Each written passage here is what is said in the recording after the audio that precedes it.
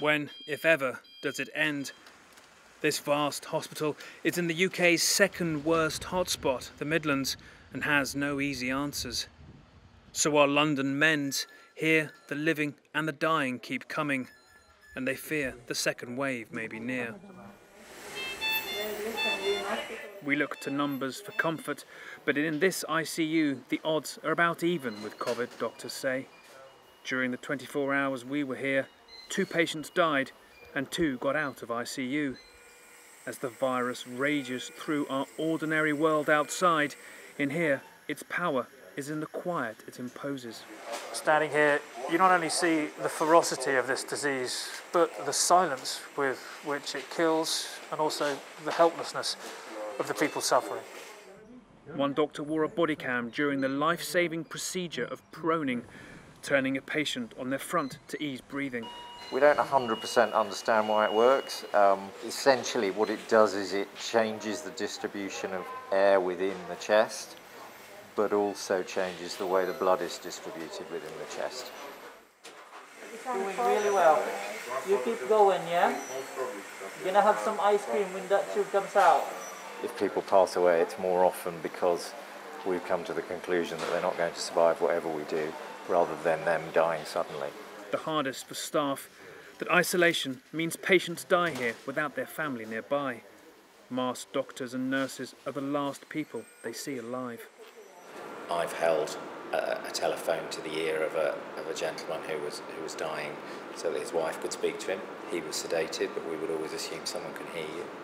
The nurse that's looking after the patient will sit and hold their hand as they pass away as well. So they're always with someone. When my colleagues confessed that they were scared, I confessed, I said I'm scared too. Now this has gone on, I think the best we can do is wear the PPE, keep our fingers crossed that we don't get it. Yeah. So am I scared? No. Not scared like I was when I started. There's been really difficult shifts wherein I just cried in the shower. I cry at night. Oh, I'm gonna cry again. No, it's just very, I'm scared. I'm just scared, and I'm just basically like, oh, when am I gonna catch this? Because, we're dealing with patients who are infected. Despite having all the PPEs, you still don't know, isn't it? Even if you go by the book, there are people who still get infected. So it's just really, I'm just so scared.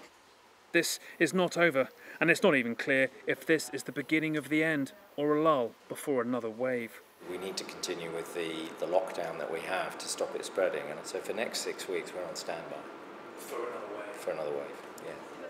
Still, the sick come, worsening and improving. Jacqueline, who delayed coming to hospital because she feared catching there the virus she already had, is improving. They called the ambulance 3 times and I kept refusing to come in. I was scared to come in. Oh my goodness, it's so tight. You've got somebody sitting on your chest and you're trying to breathe and you're not getting anywhere. It's very frightening. This hospital has had over 170 patients die from COVID. It now has about 170 who have it or possibly have it. A toll, leaving them both ready and cautious about a second wave. In a pandemic so riddled with unknowns, it leaves us certain only of how much we need each other. Nick Payton-Walsh, CNN, Coventry, the United Kingdom.